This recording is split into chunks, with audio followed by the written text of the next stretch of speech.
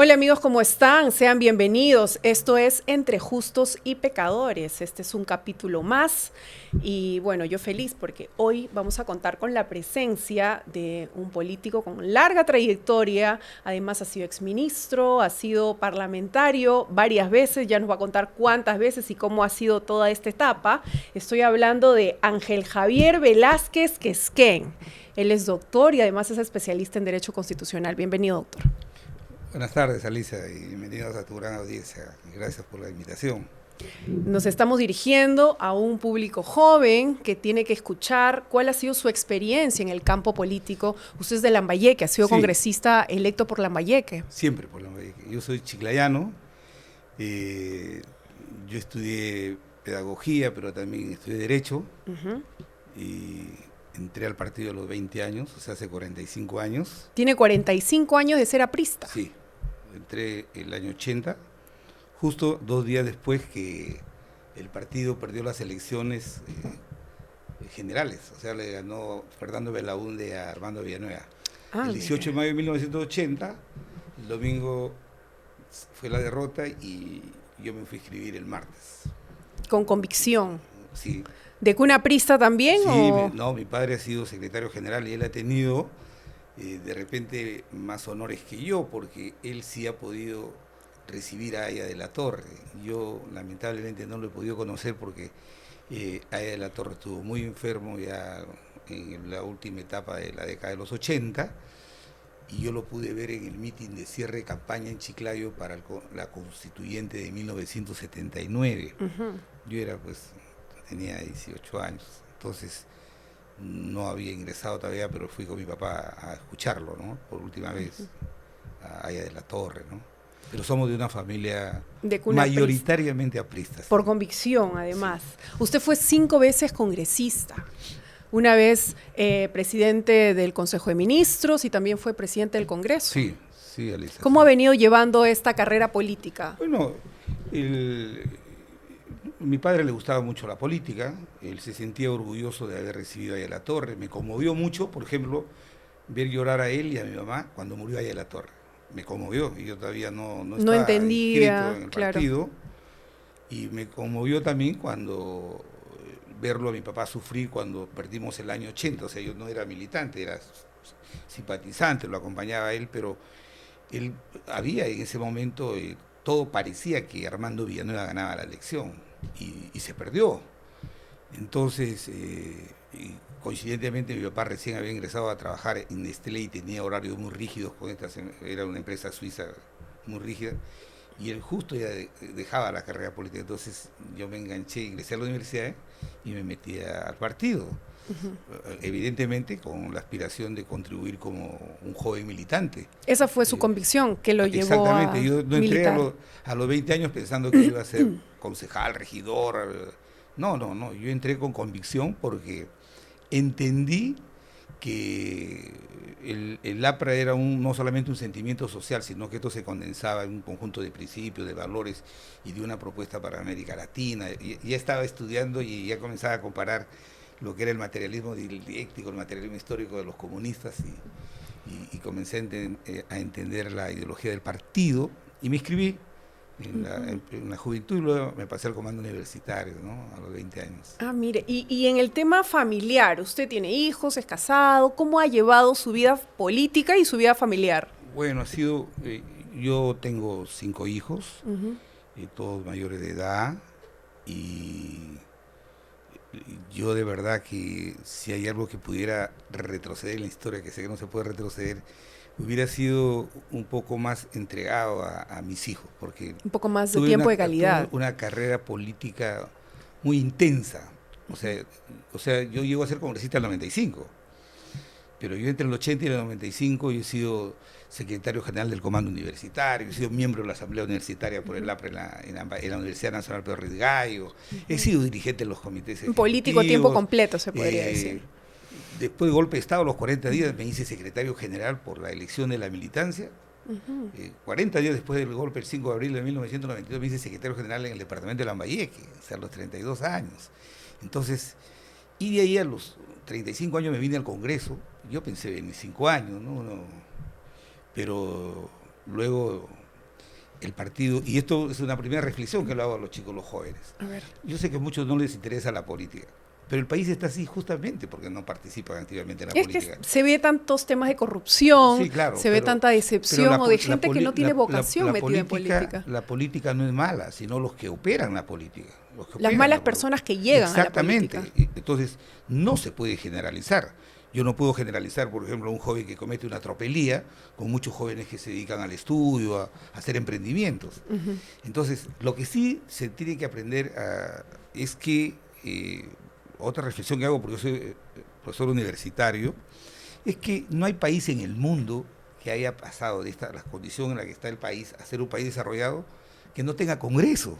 O sea, el Congreso es una institución vital, fundamental. Entonces, no confundir la institución importante como es el Congreso con quienes transitoriamente habitan ahí y que generan imágenes distorsionadas y que evidentemente indignan al país, ¿no?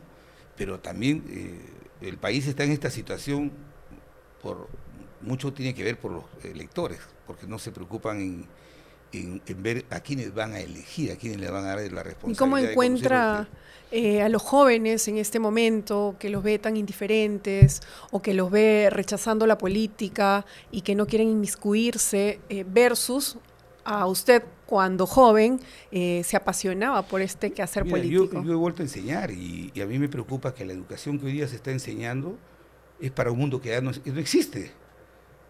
O sea, debería haber una reforma educativa. Por supuesto. O sea, ¿en qué sentido?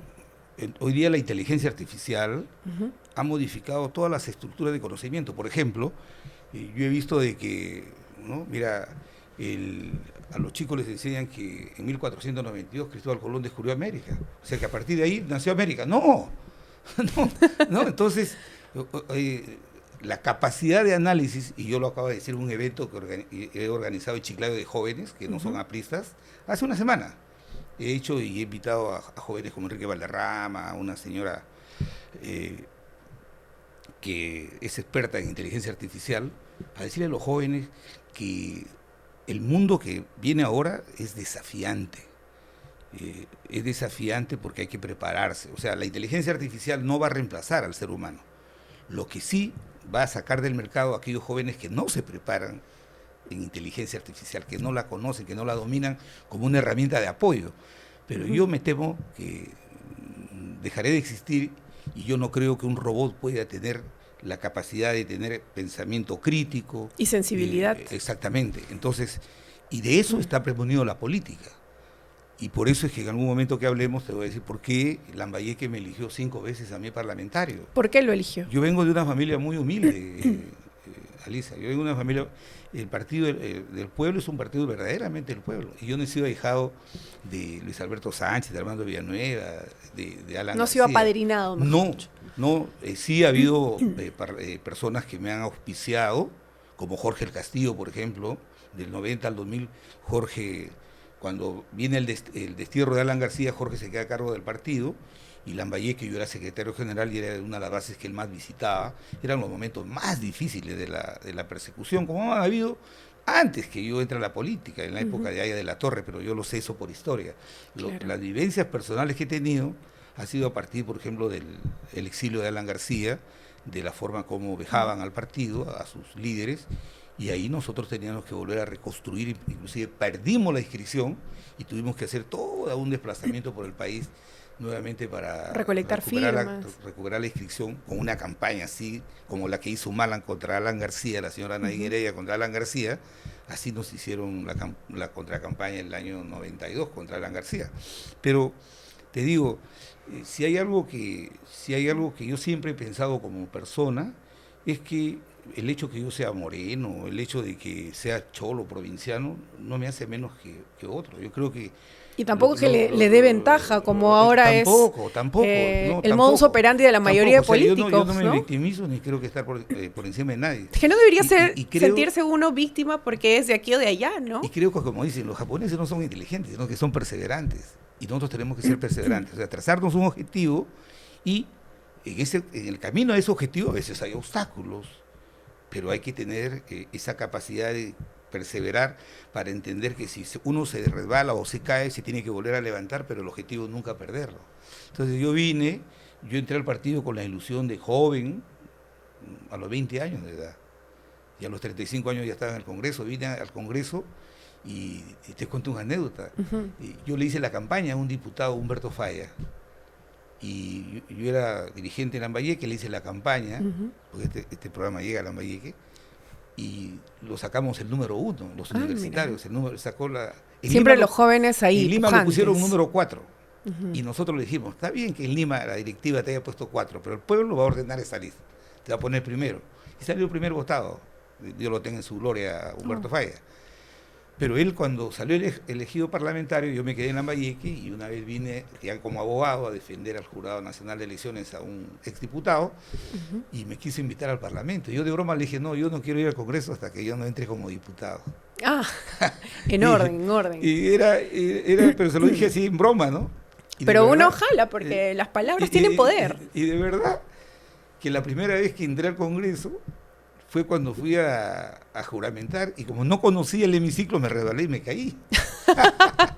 Y yo, mire, ¿qué tal? No lo entendí como mala suerte porque me caí, me volví a levantar y me quedé 5 periodos casi. Ah, mire, esa era la patadita de la suerte, la resbaladita de la suerte. Sí. En ese sentido, ¿qué es lo que usted le había prometido a su región y qué es lo que le ha cumplido? Porque en 5 periodos ha debido hacer un montón de cosas en mejora para No, mira, el tema es el siguiente. Un parlamentario tiene que entender que no puede prometer, como decía el poeta, el sol, la tierra, las estrellas y luego le das tierra muerta a la gente. Tienes que ser honesto con ellos. Entonces, si te ven tu capacidad de trabajo, uno tiene la capacidad de legislar, sí, es una función importante, cumplir con esa función, pero el provinciano fundamentalmente también tiene que hacer fiscalización y fundamentalmente representación. Y lamentablemente la función de representación ha sido criminalizada por un grupo de fiscales que son mediáticos, han criminalizado la función de representación. O sea, hoy día abrir la puerta de un ministerio para que un ministro escuche a un alcalde distrital es un delito. Y eso han permitido los actuales parlamentarios que no leen bien la Constitución. Porque el ministro no tiene función de representación. Otras autoridades no tienen la función que tiene el congresista. Por eso el congresista no maneja recursos públicos. Claro, puede gestionar, puede ver, fiscalizar si las obras para la región se están dando. Te voy a contar otra anécdota, que te adelanto que va a salir en un libro que voy a presentar. Yo en mi tierra, yo soy de un distrito de Ciudad Eten, muy católico. Yo salí de ahí a los 4 años. Yo vengo formado en la escuela pública, en la universidad pública. Ya cuando he estado en el Congreso he podido estudiar una maestría en la Católica y otra de gestión pública en la Universidad del Pacífico, porque me interesa el manejo del Estado, cómo gobernar bien. Entonces, yo te cuento de que cuando uno viene de la provincia, el problema que tenía Lambayeque eran los efectos del fenómeno del Niño. Y justamente el distrito donde he nacido, en Ciudad Eten, está rodeado de 4 distritos más que le llaman el circuito Mochica. ¿Ya? Por eso me dicen que soy mochica. Okay. El circuito Mochica. Y cada vez que, todos los años recurrentemente habían las lluvias, esos eran los distritos más afectados.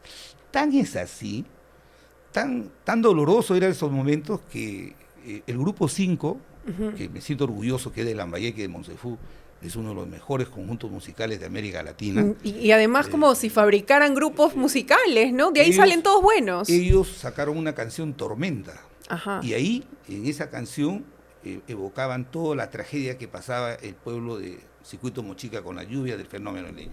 Entonces, yo en mi segundo periodo como congresista, cuando estaba el presidente Toledo, hubo un ministro Chan que lo llevé a Chiclayo y le dije, mira, hay que hacer este puente. Con ese puente encauzábamos las aguas del río y con eso se evitaba que esos 5 distritos se inunden. Entonces yo ingenuo, él dijo, sí, pero no hay el expediente. Y yo dije, ¿cuánto cuesta el expediente? 8.000 soles. Y yo de su propio en ese tiempo gastos operativos, lo mandamos a hacer. Luego el ministro nunca más nos recibió. Entonces, la anécdota está que yo levanté esa ilusión en el pueblo de Eten el 2004, 2005, y el 2006, cuando Alan postulaba y yo me voy a un meeting a Ciudad Eten, en la plaza casi llena, y cuando hablé del puente me pifiaron. Porque Sí, dijeron mis que paisanos había me pillaron, prometido porque, y no yo- salió el proyecto. Exactamente. Por eso es que cuando Alan García ganó, yo a él, Alan quería mucho a Lambayeque porque lo tenía al tanto de toda la problemática de Lambayeque, y además porque Lambayeque siempre ha sido un pueblo que mucho ha querido a Alan García. Y si tú ves sus resultados de Alan, el Lambayeque ha sido imbatible. Entonces, ¿qué pasa? Alan García es el primer consejo de ministros en Lambayeque. Yo era vocero de la bancada del Partido Socialista, y Alan quería que yo le presente un libro en Lima. Y él le había encargado a otro compañero y el otro compañero no lo presentó. Entonces en el Consejo de Ministros Chiclayo me dijo: ¿sabes qué, Javier? Quiero que te vuelas a Lima y hazme esta presentación del libro. Y yo le dije: mira, yo lo hago, pero con una condición, por favor, presidente. Me haces mi puente. El puente. Entonces, al día siguiente, mi señora me llama y me dice: Javier, mira, por la televisión el presidente está con la ministra Verónica Zavala ahí donde se va a hacer el puente. En 11 meses se hizo ese puente. Lo hizo el ministro Enrique Cornejo, y en el trance en que yo fui presidente del Congreso y primer ministro, se hizo ese puente rápidamente. Lo hizo el mejor puenterólogo del Perú. Ese puente de 150 metros de luz, y yo qué pena veo cuando se ha caído el puente de Chancay.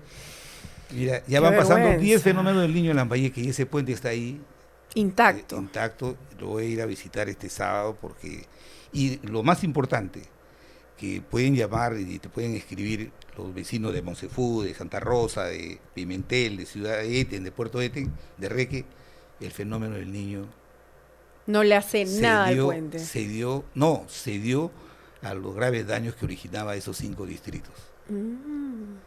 Entonces, eso es la perseverancia, estar ahí, y a partir de ahí nosotros, en Lambayeque, Alan García siempre será recordado porque el hospital más importante que tiene ahora Lambayeque. Hay Llegó 2 hospitales obras a Lambayeque. En el gobierno de Alan García se hizo el hospital regional, un hospital nivel 4 de alta complejidad, y ahí hicimos, Fernando Barrios, presidente ejecutivo de Salud, hizo por Salud el hospital Heisen-Inchaustegui.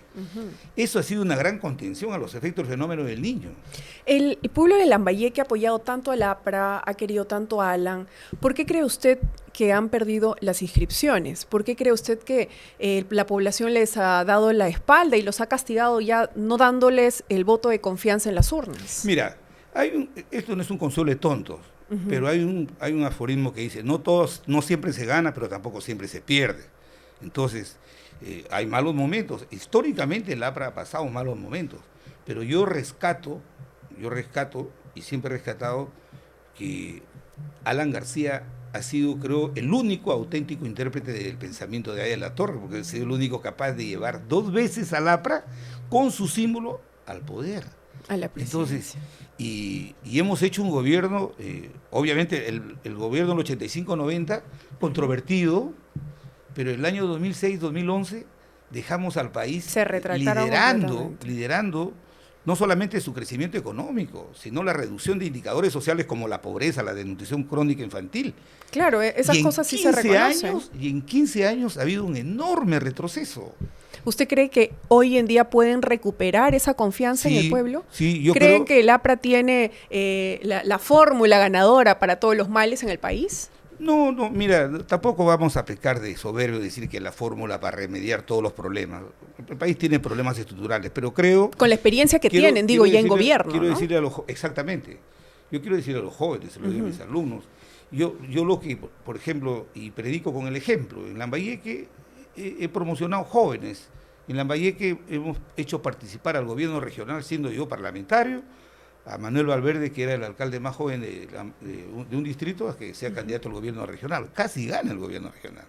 Entonces, yo lo que creo que hay un conjunto de factores exógenos e internos dentro del APRA y externos que confluyen a esta crisis, que yo considero que es administrativa. Porque lo siento ahora en la calle, que la gente se da cuenta que lo que tienen ahora no es mejor que lo que Vizcarra les vendió, porque Vizcarra... Fue el que le debilitó a los partidos políticos. Fue un sujeto inescrupuloso. Ya la justicia va a hacerse cargo de él. Yo no soy juez de Dios, pero yo sé lo que se le viene.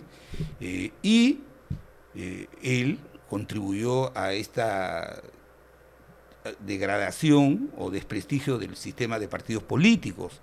Entonces, pero nosotros también de nuestra parte tenemos que evaluar que tenemos que tener capacidad autocrítica. Por eso yo creo en una renovación del partido, que no es como te dije que va a venir un joven y a partir de ahí nace la historia del Partido Aprista.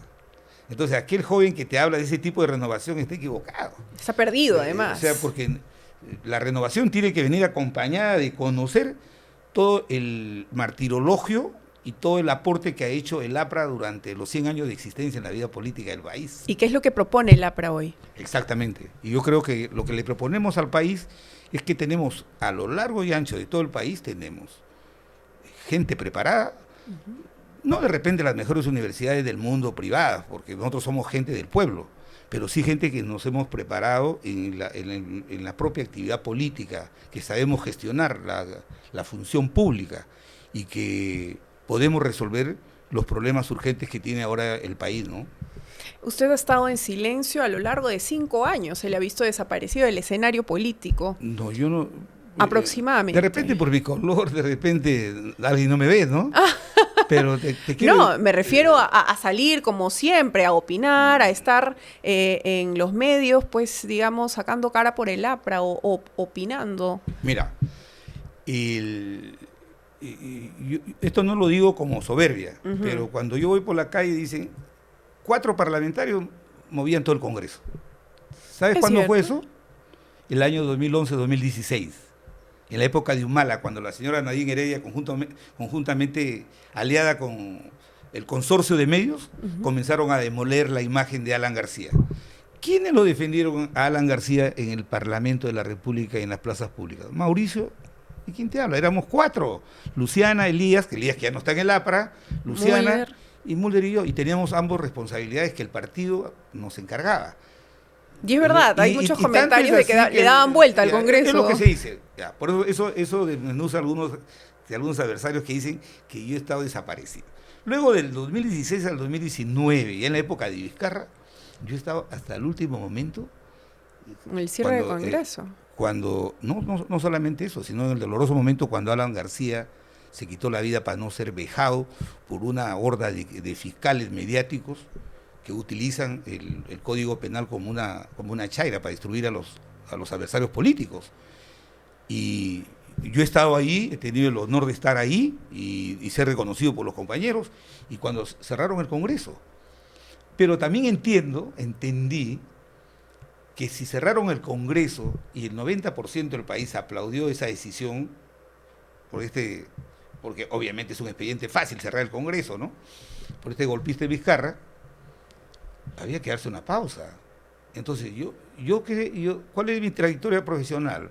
Yo soy abogado, me tuve que volver a reinsertar. ¿Y cómo reinsertar? Volver a estudiar. O sea, claro, actualizarse. Inmediatamente otra vez. Nos sacaron el 30 de septiembre del 2019. En marzo vino la pandemia, nos encerraron 2 años. Así es. 2 años sin trabajar. Y luego reinsertarse, abrir el estudio jurídico, enseñar. Ahora soy árbitro, tenemos que estudiar a ser árbitro. Entonces, y eso a veces hay actividades que tú realizas que son incompatibles con las opiniones políticas. Por ejemplo, yo he sido árbitro y no podía dar opiniones políticas, pero no he dejado de ser militante. Y tan es así que los compañeros de Lambayeque me siguen mayoritariamente apreciando. ¿Cómo está Lambayeque hoy en día? Lambayeque, lamentablemente, está hace 15 años, o sea, desde que dejamos el gobierno, no se ha hecho una obra importante. Mira, y qué paradójico. Acabo de leer que está gobernando un señor de Somos Perú, 2 años. Y justo en la provincia donde más muertos han habido por COVID, en Ferreñafe, se va cayendo 2 veces la licitación de un hospital de 150 millones de soles. ¿No te parece eso una indolencia, por no decir algo más? O sea, que se caiga la licitación y porque están buscando a qué empresa darle. La anterior la habían dejado sin efecto porque se le habían dado a una empresa venezolana. Qué extraño, ¿no? Venezolana, y el representante legal vendía, no ofendo la actividad, pero era un señor que vendía refrescos en Lima, el representante legal de la empresa que iba a construir ese hospital. Se tuvo que caer la licitación.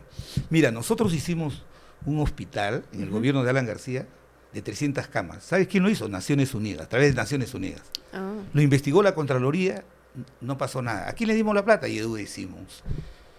Entonces, no lo partidarizamos. ¿Usted piensa postular por Lambayeque en Sí. estas elecciones? Mire, los políticos debemos dejarnos de hipocresía de decir lo estoy yo pensando, no, claro. lo estoy pensando. Sí, Pero lo es que yo sí típico. creo, es que el partido también está saliendo de un COVID organizativo. Perdió su inscripción. Sí, claro. Y yo soy uno de los que creo Una que reingeniería partidaria. eso es lo que yo sí creo, que necesitan debe los haber una partidos. renovación que no signifique que aquellos jóvenes que están saliendo a la palestra digan, oye, a partir de mí el APRA va a comenzar a vivir porque antes está muerto. No, la renovación es como la que hizo Alan García, intergeneracional, respetando también, yo por ejemplo me atrevería a pensar, este Parlamento, ¿alguien puede tener el nivel de parlamentario como Mauricio Müller? No creo. No, entonces Difícil. entonces, por ahí habrán un par. no Y creo, yo esto no es. creo. Yo no creo. Yo creo también es un buen parlamentario, ha sido Vitocho, Víctor Andrés García Belaúnde, ahora hay buenos parlamentarios como la señora Juárez, por ejemplo, ¿no? Hay jóvenes parlamentarios también, pero son excepciones. Pero hablando del APRA, te digo que es urgente, imprescindible, una renovación del partido para que los jóvenes, mira, entras a un partido no como a la Cruz Roja, porque yo he sido bombero, no por accidente, he sido por convicción, he sido bombero casi 20 años, Ah, mira. en Chiclayo. He llegado a ser hasta tercer jefe del cuerpo de bomberos. Yo me he accidentado, o sea, yendo a un incendio, el carro se volcó y yo me he accidentado a los 16 años. ¿Ah? Entonces, yo sé lo que es hacer política y, Lo que es servir, y ¿no? servicio social. Entonces, Porque estamos hablando de algo que se ha perdido mucho en la política, que es claro, la vocación de servicio. sí, y por eso es que hoy día yo me preocupo mucho que los jóvenes ya no quieran leer un libro, sino todo a través de resolverlo en un segundo, en un minuto. Creo que este es el tema del futuro, es cierto, pero yo creo que hay algo que se va a mantener imperturbablemente invariable, que es la lealtad, la solidaridad. Son valores que deben ser parte del contenido de una acción política y especialmente de quienes la lideran. Entonces, por eso es que cuando yo veo jóvenes en el APRA, que dentro del APRA auspician un proceso de renovación, me acuerdo que yo lo hice el año 90. Y es algo que se había perdido, además, porque... Alan lo hizo el año 78, 80. Entonces, ya es hora de que los jóvenes, gente con rostro fresco, bien está Carla García, Ricardo Pinedo, Renzo Reyardo, Enrique Valderrama, Renzo Ibáñez. Renzo Ibáñez, está este chico Yaxed Espinosa, del que siempre hablo, que yo creo que va a ser el futuro ideólogo del partido. Entonces, todos estos compañeros son el rostro nuevo del APRA, la propuesta nueva, seria, responsable. Y a ellos hay que entregarles la conducción del partido. Nosotros de repente estamos para otro espacio, o de repente para ser como un consejeros. consejo consultivo, ¿no? Mira, para poder guiar, el además. APRA tiene su dirección política. Los que hacen la acción partidaria son los dirigentes, ¿no? Como yo, que fui a los 32 años secretario general y yo organizaba el partido de Lambayeque. Hay que entregar eso a los jóvenes para que se vayan hasta el último rincón del país a hacer Como la también prédica del confiaron partido. en ustedes en su momento, Claro. ¿no? Y obviamente la gente con experiencia tiene que formar parte de la dirección política, porque manejar un país, mira lo que ha pasado con Boric en Chile. O sea, bien bonito, ¿no? Hacer una protesta, incendiar el metro y de ahí ser presidente y de ahí te das un portazo. Mira cómo está Chile ahora. Entonces, necesitas una combinación y el APRA siempre ha tenido estos procesos. Lo bueno es que los chicos que están impugnando la renovación lo están haciendo dentro de los cauces y los canales del partido. Y eso yo lo auspicio. Yo soy un convencido de que no somos irreemplazables. Pero también yo no creo que con la renovación naja el APRA, sino continúe el APRA históricamente, ¿no? Y respecto a eso, usted está observando cómo está el escenario político hoy en día, el continuismo del lapicito, pues, ¿no? De Pedro Castillo, ahora con Dina Boluarte.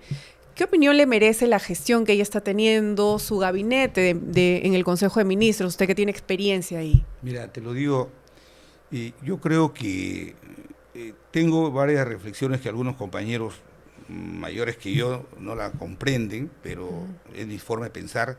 Creo que el gobierno de la señora Boluarte es el gobierno de la improvisación, de la incapacidad, de la frivolidad, de los famosos roles o de estar los centros de estética, creyendo que representar a la nación es mejorar el rostro físico. Yo no creo en eso. Y segundo es que lo más grave es que te digo es que este país está siendo gobernado por los que no ganaron.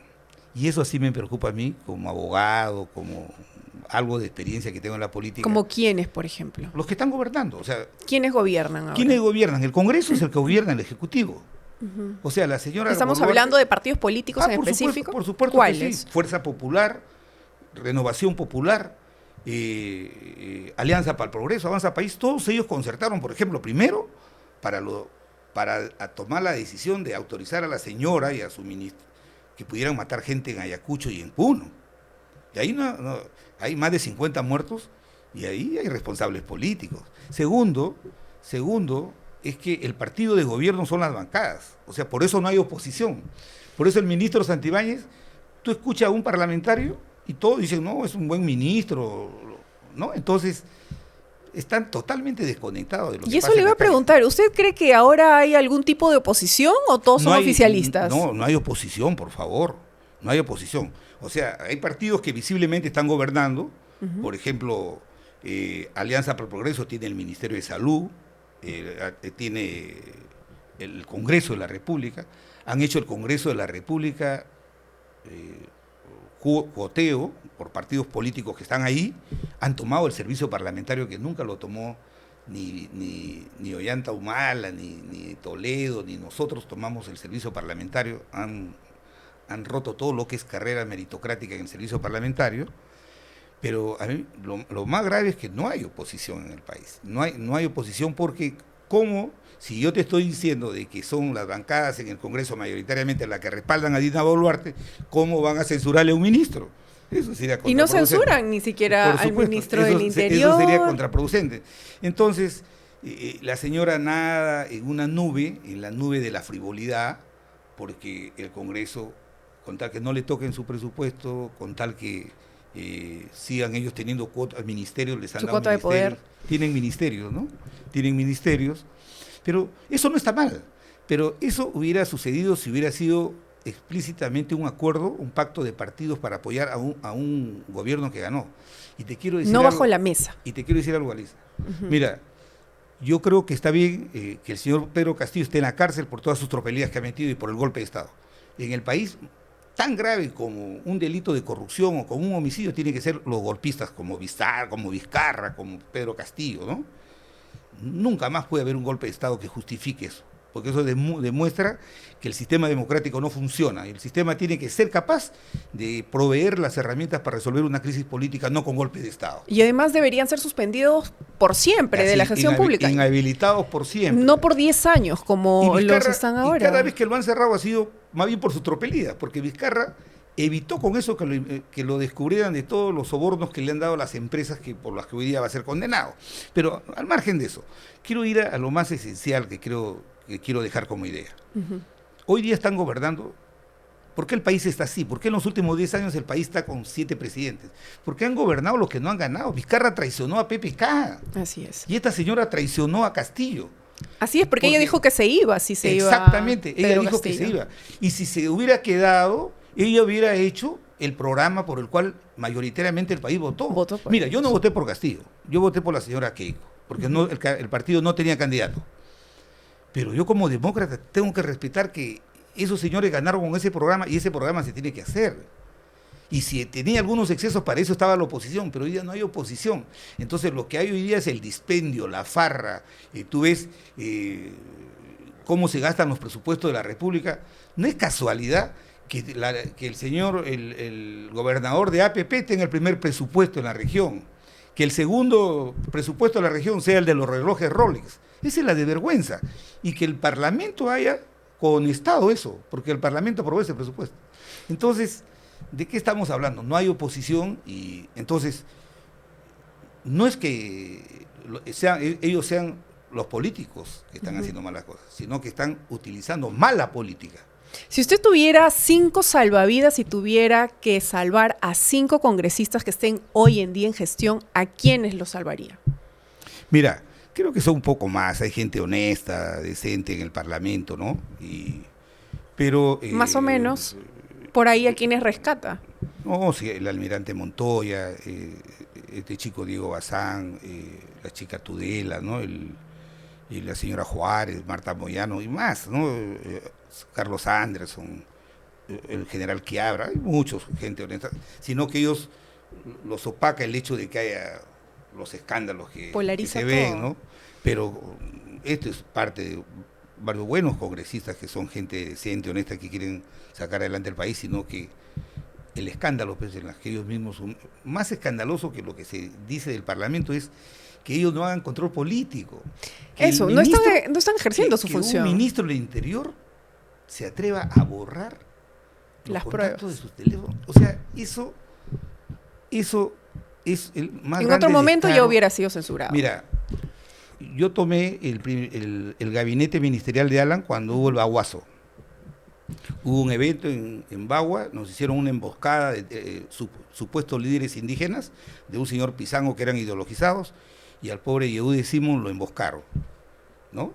Porque Yehude era un hombre demócrata, ¿no? Y él que creía en el diálogo, y mientras él organizaba acá en Lima un diálogo, este señor Pizango organizaba un enfrentamiento, hubieron 23 muertos, y Yehude renunció, asumió su responsabilidad política. Entonces, pero Ahora se aferran al cargo y no se quieren mover. Además que la mayoría de estos los protegen, ministros, ¿no? O sea, hay algunos también que son una excepción. Por ejemplo, el canciller son de carrera, ¿no? Y son gente respetable. Pero la mayoría de los ministros saben que nunca más van a volver ni siquiera a aparecer en el titular de una ¿A quiénes revista. Cambiaría de la cartera? No, hay que cambiar todo el gabinete. Y hay que... el gabinete tiene que tener claro un objetivo ya de transición para entregar el gobierno. Y acerca de la bicameralidad, ¿qué opina usted del regreso de la bicameralidad antes que se nos acabe el tiempo? Sí, el retorno del Senado entra lisiado porque los actuales parlamentarios, o sea, los que generaron el problema no pueden resolver el problema. Entonces la bicameralidad sí es la solución a la estabilidad política del país. Por ejemplo, te digo ahora ya no va a ser posible que un Vizcarra o otro dictador cierre el Congreso. Porque la Constitución dice que pueden cerrar la Cámara de Diputados, más no el Senado. Ya no van a poder cerrar el Congreso. Esa es una de las grandes garantías. Y la otra, que va a tener. como contrarrespuesta también, ya no va a haber un Congreso que con 87 votos va a destituir al presidente. Sino la Cámara de Diputados va a tener que procesar y el Senado evaluar. Entonces va a haber una doble instancia y va a haber estabilidad política.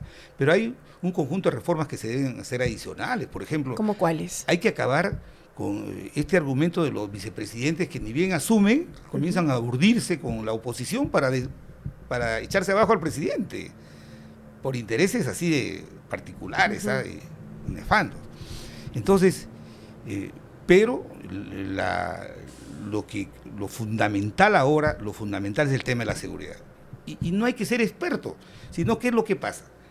Se unificó la policía y durante 30 años hay que reconocer, eso lo hicimos en el primer gobierno, y yo creo que eso no ha funcionado, porque no tenemos no un equipo de élite, sino debemos tener una gran área de la policía que se dedique exclusivamente a la investigación, Tú con la investigación previenes. Hoy día lo que haces es, le das plata a los alcaldes, a los gobernadores, para que compren motos, cámaras, todo, pero lo único que sirven es para mostrarle al público cómo por televisión pueden ver un asalto. Nada claro, más que no hay eso. un seguimiento, no es sostenible, ¿no? ¿Cómo cae Abimael Guzmán? Porque el año 89, Agustín Mantilla, en el gobierno de Alan García, monta el GEIN. Y ahí está Miyashiro Vivo, que es héroe nacional. Ahí se monta, eso fue un largo proceso. Entonces hay que hacer un alto y no pensar en las tribunas, sino construir todo un equipo exclusivamente que se dedique a la investigación, darles incentivos a esos policías, que sean los mejores. Y yo, que he sido primer ministro, doy fe que la inteligencia de la policía y las Fuerzas Armadas son de primera en América Latina, son de primera, sino que no ha habido un esfuerzo de parte de un liderazgo porque no tenemos presidente. Y además del presupuesto, porque quedan ellos desarmados. La vez pasada salió un informe que no tienen balas, no tienen chalecos, no tienen nada. Es como a los fiscales mediáticos que están al servicio de la política, que usan el cargo como políticos, tienen camionetas, seguridad, paran viajando, todo. Y hay fiscales que sí verdaderamente luchan contra el crimen organizado, el sicariato, que no tienen ni siquiera para comprar un rollo de pabilo para coser el expediente. Y como última pregunta, ¿cuál sería su reflexión para invitación a los jóvenes que lo están viendo y que además no creen en la política, no creen en sus políticos y tampoco en los partidos políticos? No, yo le diría a los jóvenes, básicamente, siempre se lo digo, he vuelto a enseñar Chiclayo y yo le digo a mis alumnos, si tú crees que nosotros lo estamos haciendo mal, entra a la política. No puedes estar un joven no puede ser espectador de un proceso tan importante como es las decisiones políticas de un país. Tienen que participar. Si ellos creen que Velázquez, que nosotros no somos las personas adecuadas, ellos tienen que entrar para que lo hagan de repente mejor que nosotros. Por eso yo estoy auspiciando, por ejemplo, todos estos jóvenes que en el APRA te he mencionado, y hay muchos más, en provincias, hay compañeras valiosas en todo el país, compañeros jóvenes, porque ellos son los que vienen ya con una nueva visión, con un aire nuevo, a poner a tono el nuevo mensaje del partido y también adecuándolo a los grandes e irreversibles cambios que el mundo vive. O sea, estamos hablando ya del mundo de la inteligencia artificial y como te dije al comienzo, yo a mis alumnos les digo, nos dan para planificar clases sobre una educación que ya ha sido de un mundo que ya no desfasada, existe, ¿no? De un mundo que ya no existe. Entonces, definitivamente. A los jóvenes que participen en la vida política del país, que le den un espacio a eso, que participen, que se inmiscuyan en los problemas. Y que se comprometa con su país. Con sus regiones, con su país. Y qué bueno, nosotros hemos estado dando leyes durante tiempo para que los jóvenes tengan una cuota en las listas de regidores, en las listas de parlamentarios. Pero básicamente creo que lo deben hacer a través de los canales de los partidos. Así si es, no quieren otro partido, pero a través de un sistema de partidos. Porque las sociedades desarrolladas, todas funcionan bien sobre la base de un sistema político que se sustenta en partidos políticos, no en aventuras de, que nos ha estado llevando de gente que no tiene trayectoria y que entra a la política solamente para el puesto público o para medrarla. Y termino diciéndote, ¿por qué hay 50 partidos? No es porque la gente hay una ambición por representación. La mayoría de esa gente es reciclada. Viene uno de otro partido. ¿Tú ves? Quiere su presupuesto. Quieren su cargo público, su presupuesto. Y yo creo que eso tienen que tener en cuenta los jóvenes porque después son los más pobres y los más jóvenes los que pierden la oportunidad de que el país pueda salir adelante, ¿no? Muchas gracias, doctor. Le agradezco su presencia. Gracias. Y además sus palabras, sus enseñanzas y sus reflexiones. Así es que los invito, amigos, a suscribirse a nuestro canal de YouTube Entre Justos y Pecadores. También estamos en TikTok, yo como Alisa Durán. También transmitimos el programa a través de Punto de Encuentro y un agradecimiento a nuestros dos auspiciadores, a Chocolates Don Esteban y a La Próspera, el Grupo Inmobiliario. Nos vemos hasta un siguiente capítulo. Que tengan un buen día.